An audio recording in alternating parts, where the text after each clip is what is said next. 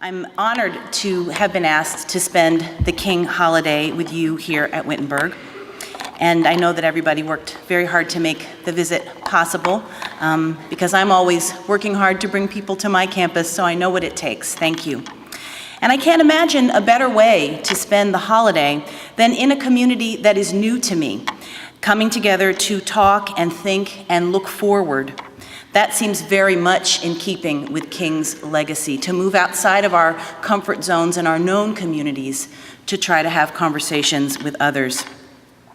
When I was growing up, there was no King holiday to celebrate. It is still a happy measure of progress for me that this day is a national holiday, even though I think we need to remember that there were many people who didn't want that to happen. But it is a holiday that we all celebrate now. Of course, for a piece of my growing up, Dr. King was still with us. And I thank my parents still for taking me in 1963 to the March on Washington, where he delivered his great "I Have a Dream" speech in the baby carriage, that would be me, because there was no question in my parents' mind that they should go, and no question that the baby should be there as well, though neither of them could have known how that day would live in history, and neither of them could have known how that speech would live in history.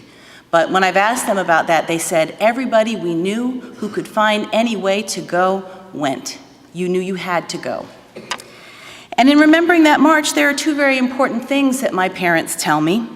One is, though we remember Dr. King's astonishing speech, its unforgettable language, its extraordinary powers of analysis, its invitation to that audience and audiences for years to come to think about and through the problem of visioning a new future, its tough challenges, its sheer beauty. That march was not just about Dr. King and his speech. It was organized in large part by A. Philip Randolph and Bayard Rustin, very, very, very important workers in the civil rights movement who we need to know and think more about. There were women doing the foot soldier work, as always, throughout the civil rights movement, throughout all movements across time and place. So there were extraordinary measures that those people took, extraordinary measures. And if you imagine, these people worked pre-fax, pre-cell phone, pre-Twitter, to organize all of those people peacefully in one place. It was a small miracle to have pulled it off. And so progress goes, the work of communities, of many, though it is sometimes exemplified by the charismatic one who delivers the message.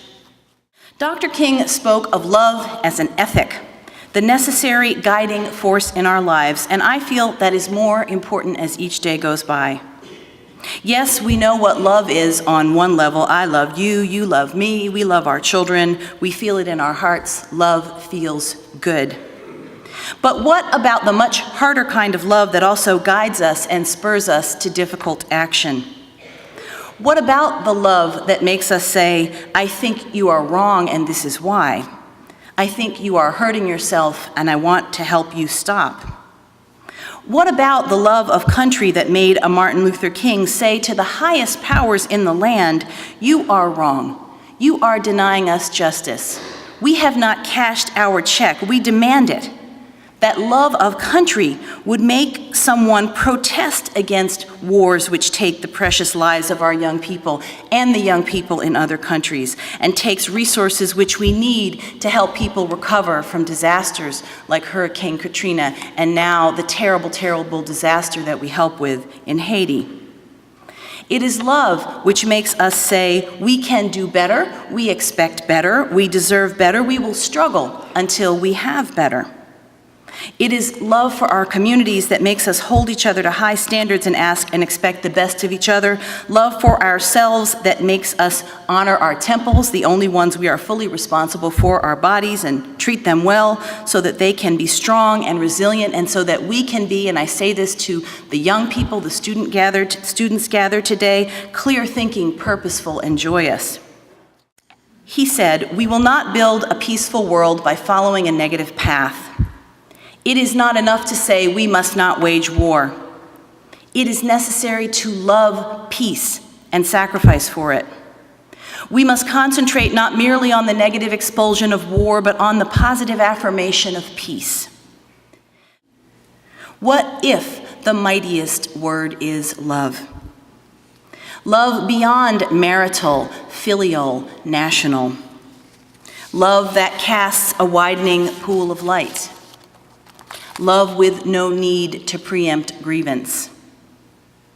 In today's sharp sparkle, this winter air, anything can be made, any sentence begun. On the brink, on the brim, on the cusp.